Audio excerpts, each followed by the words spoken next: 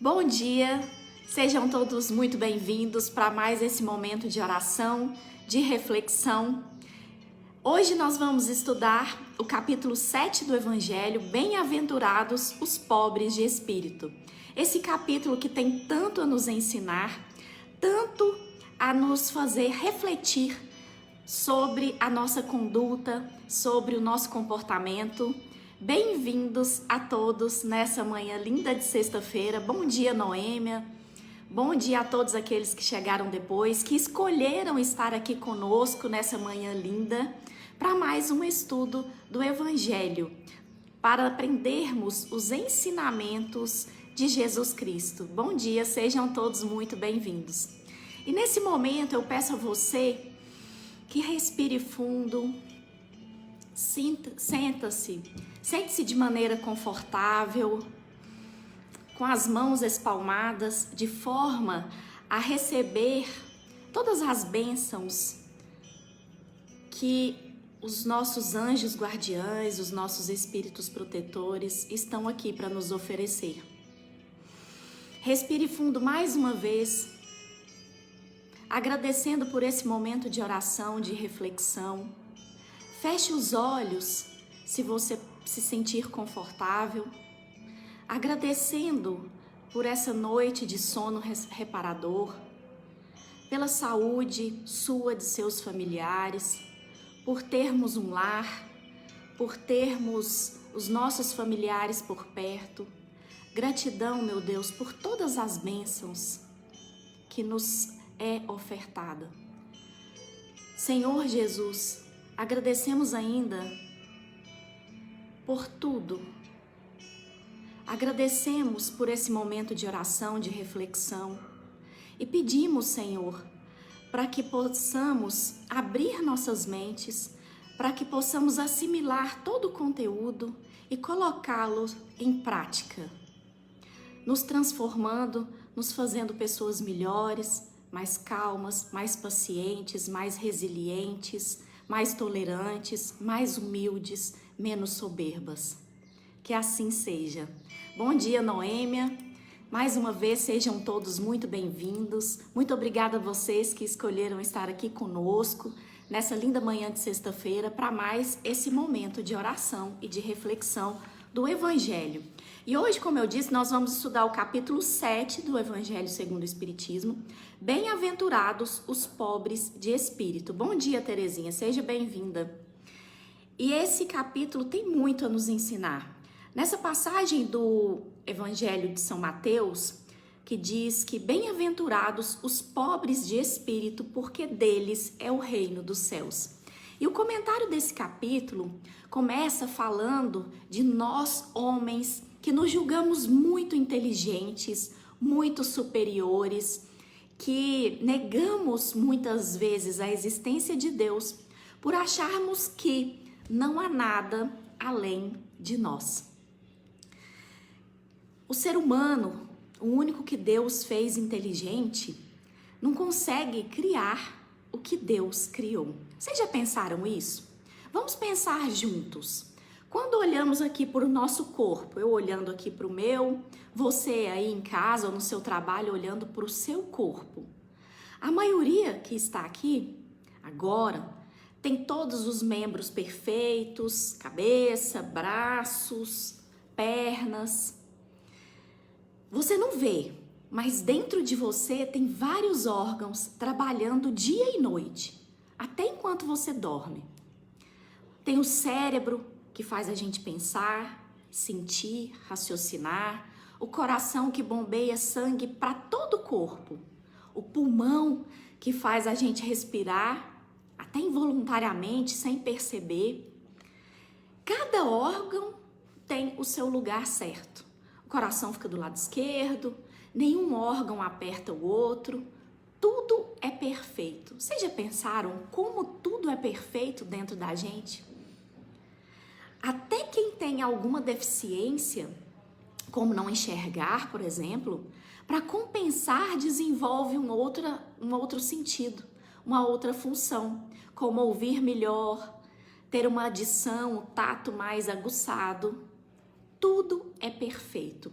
E cada coisa tem uma função, cada órgão tem uma função. Tudo se encaixa para a gente pensar, para a gente respirar, para a gente caminhar, tudo.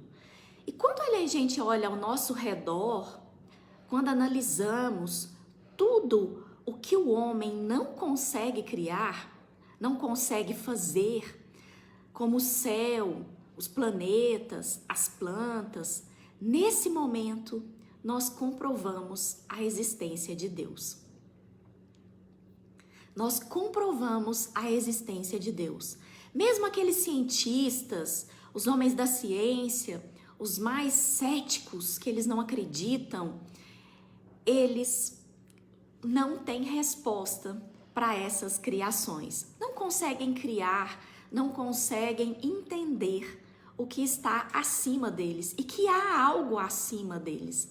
E lá na questão 4 do Livro dos Espíritos, há o questionamento: onde se pode encontrar a prova da existência de Deus? E eles nos respondem: num axioma que aplicais às vossas ciências, não há efeito sem causa. Procurai a causa de tudo que não é obra do homem, e vossa razão vos responderá. Então, quando você se pergunta, Deus existe? Qual que é a prova da existência de Deus? Eles nos respondem: olhem ao seu redor. Tudo que não é obra, tudo que não é criação do homem, é obra de Deus. E para crer em Deus, basta lançar os olhos sobre as obras da criação. O universo existe. Ele tem, pois, uma causa. Duvidar da existência de Deus seria negar que todo efeito tem uma causa e adiantar que o nada pode fazer alguma coisa. Olha como essa resposta é perfeita. Então, se você quer a prova da existência de Deus, olha ao seu redor. Olha o que o homem não pode criar.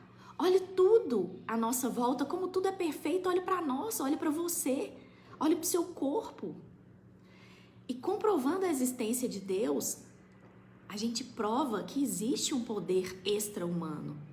Constatamos que nós não somos nada sem Ele.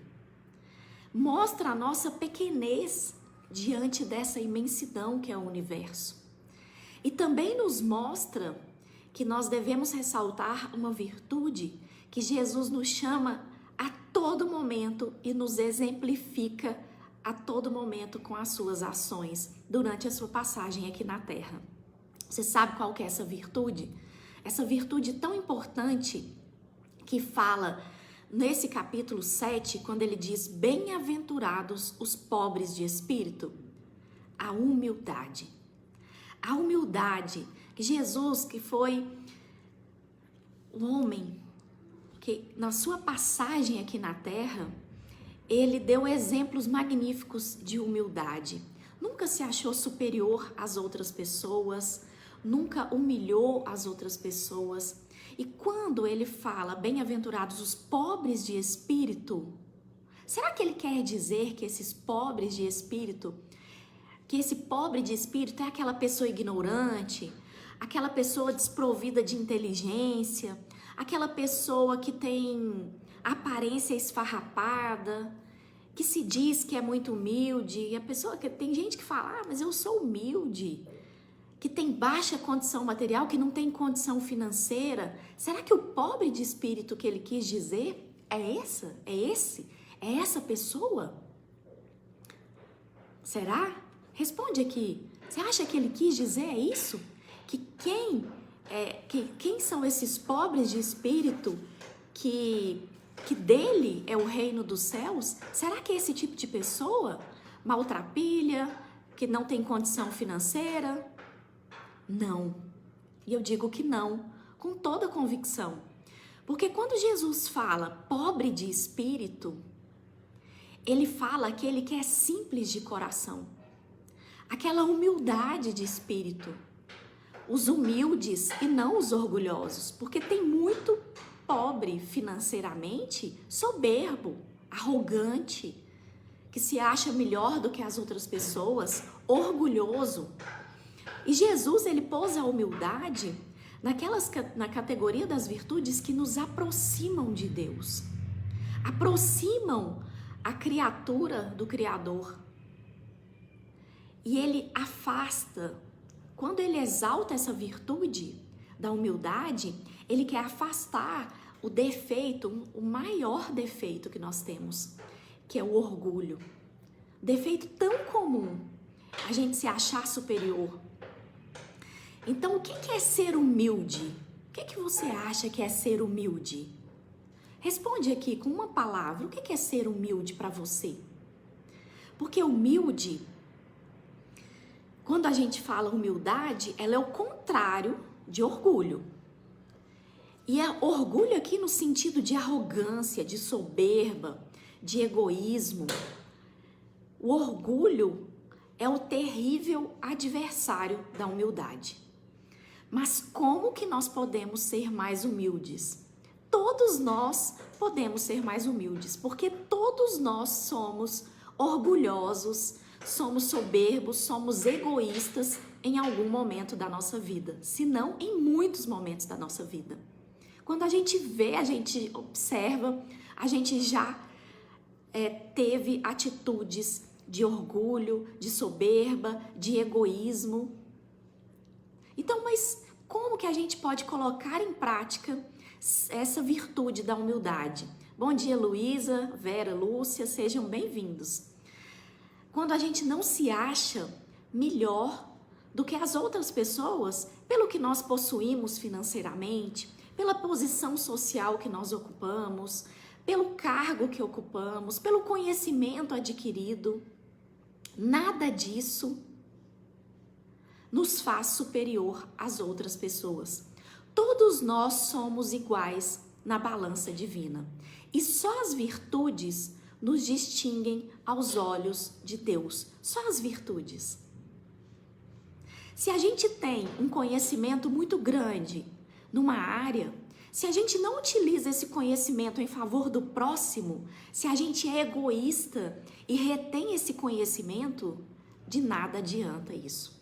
Se você tem um título de doutorado, se você tem um título de mestrado, mas você não utiliza todo esse conhecimento, essa titulação em favor do outro, em favor do próximo, utilizando a lei de amor, de caridade, de humildade, de nada adianta esse conhecimento que você adquiriu aqui.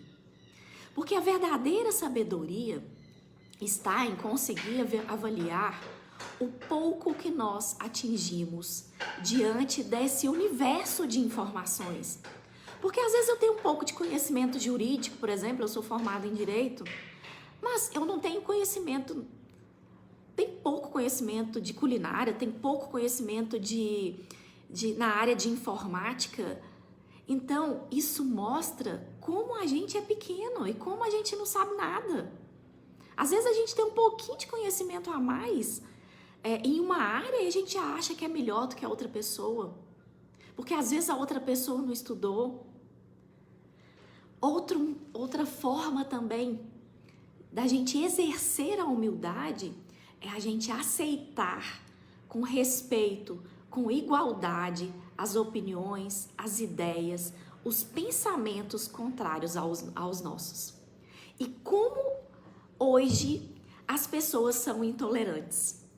Como com a difusão, com a propagação das redes sociais, da internet, que todos têm acesso e acham que é um território livre, que podem atingir, que podem ofender, que podem criticar, que podem julgar as outras pessoas, como as pessoas utilizam esse veículo para ofender as outras pessoas. As outras pessoas que pensam diferente, que têm ideias diferentes, ideias políticas, de gênero, de religião, como as pessoas ofendem as outras gratuitamente, sem ao menos conhecê-las.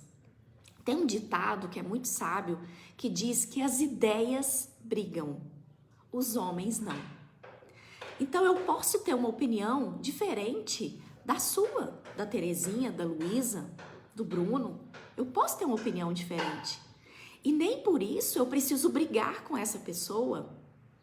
porque nós somos diferentes. Nós temos que entender que cada um é um ser único, individual, com ideias diferentes, num grau evolutivo diferente. E nós estamos nos esquecendo disso e vivemos num mundo de extrema intolerância. E essa diversidade, ela é muito importante. É muito importante a gente conviver com pessoas diferentes. É muito importante o espírita conviver com o católico. Claro, cada religião, ela tem algo a nos oferecer. Todas as religiões são boas na medida em que transformam as outras pessoas. Porque o problema não é a religião, o problema é o homem.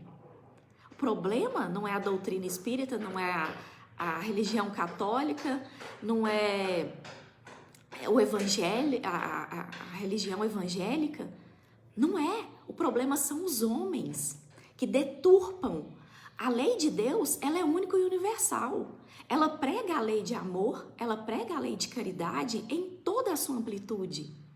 Ninguém nunca viu, eu pelo menos nunca vi nenhuma passagem da Bíblia falando ou explicitando Jesus ofendendo uma outra pessoa porque era de outra religião, porque a outra pessoa ofendeu ele, ele nunca revidou. Então ele sempre pregou e exemplificou a lei de amor. Então o problema somos nós, que a pretexto de defender uma ideia, a gente usa a religião. A pretexto de ofender alguém, a gente usa a política. Então a gente tem que aprender a conviver. E o homem, ele é um ser gregário. Ou seja, nós fomos criados para viver em sociedade, para viver em grupos. Nós vivemos em grupo desde o nascimento. Nós não vivemos isolados. Nós vivemos primeiro no grupo familiar, no grupo da escola, da faculdade, do trabalho, da igreja. Nós sempre precisamos conviver. E conviver é respeitar. Conviver é aceitar que a outra pessoa é diferente. Conviver dentro da família harmoniosamente é respeitar o outro. Respeitar as diferenças, as diversidades. É fácil? De forma nenhuma. Ninguém falou que seria fácil. Mas é um exercício constante. Nós estamos aqui para evoluir. Isso mesmo, Vera Lúcia. Ser humilde é saber que nada nos pertence. É saber que nós estamos aqui de passagem, transitoriamente. Que nem esse corpo nos pertence, que nos foi emprestado. Então, essa virtude da humildade, ela nos faz pessoas melhores e nos deixa mais tranquilos, nos traz paz, nos traz essa tranquilidade que a gente busca, essa paz que a gente busca, que a gente almeja, essa melhoria interna, essa reforma íntima. Por isso a gente precisa tanto exercitar, não nos acharmos melhores do que as outras pessoas. Também uma forma de exercer a humildade é aceitar as críticas. Aceitar as críticas, não revidar. Porque a gente fica várias vezes menosprezando as outras pessoas. Aquela pessoa que pensa diferente da gente já é excluída. Dentro da família, no trabalho. E um exemplo magnífico que a gente tem é de Chico Xavier. Chico Xavier, em toda a sua grandeza espiritual e moral, teve que exercitar a sua humildade. Você imagina a gente, nós seres humanos imperfeitos. Chico Xavier, ele era criticado, ele era xingado, e isso irritava ele. E aí, uma certa vez, durante essas inquietações de Chico Xavier, a Dona Maria João de Deus, a mãe dele, que tinha falecido enquanto ele criança, apareceu para ele e disse que era para ele, nesses momentos de irritação, quando uma pessoa criticasse ele, quando ele estivesse com raiva, quando ele tivesse vontade de revidar, aquela outra pessoa, ela disse para ele tomar a água da paz. Você já ouviu falar aqui da água da paz? E aí, Chico Xavier começou a procurar em todas as farmácias de Pedro Leopoldo a água da paz. E não achou. Procurou, e aí, tem água da paz? Não, não tem. Então, procurou, não achou a água da paz. E aí, ele voltou, ela voltou e explicou para ele. Bom dia, Nuno, seja bem-vindo. A Dona Maria João de Deus voltou e explicou para ele. Falou, Chico, você não precisa encontrar a água da paz numa farmácia. Você encontra na sua casa. Nesses momentos de provocações, nesses momentos de irritações, quando você tiver vontade de revidar alguém que te ofendeu, que te julgou, que te irritou, você pega um pouco de água do filtro, água da torneira, e coloca na boca e conserva essa água na boca sem engolir. Não lança fora, não joga fora essa água, não engula essa água enquanto perdurar a tentação de responder, a tentação de revidar. Guarde essa água da paz, banhando a sua língua enquanto você tiver vontade de revidar. Olha que ensinamento magnífico. E aí Chico Xavier entendeu que a mãe dele estava lhe dando uma lição de humildade e de silêncio. Quer dizer, Chico, quando você tiver vontade de revidar, coloque a água na boca, porque ela vai impedir você de falar o que você pensa, de você ofender a outra pessoa no momento de raiva. E isso foi um sinal magnífico de humildade e de silêncio. Quantas vezes a gente precisa de silêncio, de não revidar um parente, um marido, a esposa, um filho, para não criar uma situação, para não aumentar um problema ou para não criar um problema grave. Então isso tudo nos vem ensinar com os exemplos de Jesus, de humildade, de não revide. Ele foi humilhado a todo momento e não revidou, porque ele praticava a lei de amor, porque ele era humilde de coração, porque ele era um pobre de espírito. Não pobre financeiramente. Como eu disse, tem muitos pobres financeiramente que não têm dinheiro e são soberbos e se acham superiores às outras pessoas e humilham as outras pessoas. Não, são os humildes de coração. E essa lição da água da paz que Dona Maria João de Deus deu a Chico Xavier, ela serve para nós. Então, nesse momento, no momento de raiva, no momento de ira, no momento que você sentir vontade de revidar alguém, uma atitude que você não concorda, cale-se, coloque a água na boca, não revide, saia de perto daquela pessoa para passar aquele momento de raiva.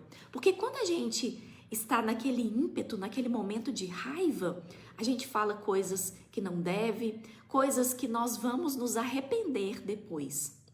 A gente vai ofender, vai agredir e vai com certeza se arrepender muito amargamente por essa atitude. Então, por isso, nós precisamos a todo momento refletir sobre as nossas atitudes. Por isso que Jesus fala: vigiai e orai, porque essa vigilância ela tem que ser constante. Bom dia, Regina, seja bem-vinda. Essa vigilância ela tem que ser constante, ela tem que ser diuturna, ela tem que ser dia e noite, porque a todos os momentos nós somos tentados a termos atitudes orgulhosas, egoístas, de soberba e de não humildade. Por isso nós temos que vigiar constantemente. E esse capítulo tem tanto a nos ensinar, faz a gente refletir, porque, como eu disse, todos nós, não adianta você falar, eu sou humilde, todos nós temos atitudes de orgulho. Todos nós temos atitudes, momentos que nós somos egoístas, que a gente só pensa na gente, a gente não pensa no outro. E a gente só quer o melhor para nós, a gente não quer para o outro. São várias atitudes, são vários momentos que a gente tem atitudes egoístas. Isso mesmo, Vera. Todos nós estamos em busca de melhorarmos, de termos comportamentos melhores. E para isso a gente precisa vigiar. Precisa vigiar os nossos comportamentos e ter força de vontade, que é o livre-arbítrio, para a gente mudar as nossas atitudes. Porque nunca é fácil. Então, nesse momento de reflexão, de oração, eu convido a você a refletir as suas atitudes, os seus atos perante as outras pessoas. Rever essas atitudes que prejudicam as outras pessoas, que fazem mal para as outras pessoas e, consequentemente, para a gente. Porque quando a gente ofende, nós somos também ofendidos. O que a gente dá, a gente recebe de volta. Então, a gente precisa saber o que a gente quer receber.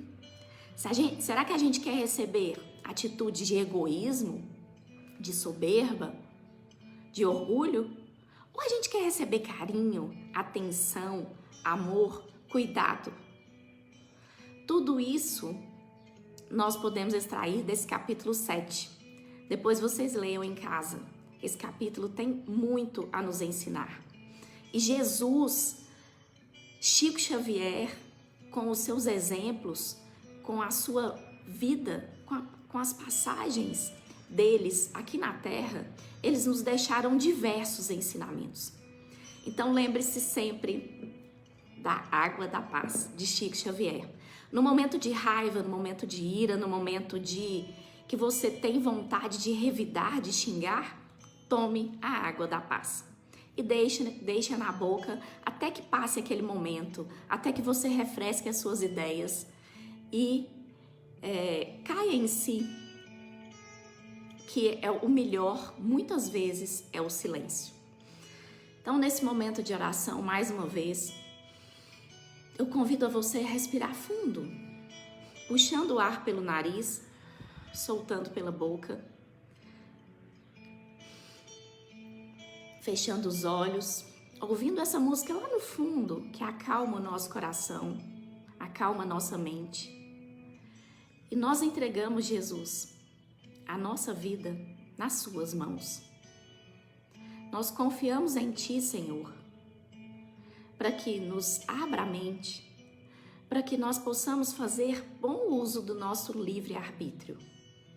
Sendo pessoas mais caridosas, mais humildes, menos soberbas, menos egoístas, mais tolerantes, mais pacientes, mais resilientes, sabendo enfrentar os obstáculos e tirar proveito, tirar ensinamentos de cada obstáculo enfrentado. E com a certeza de dor, não como fonte de sofrimento, mas como fonte de crescimento. Que assim seja. Que vocês tenham uma semana de muita paz, de muita harmonia, um final de semana tranquilo e fiquem com Deus.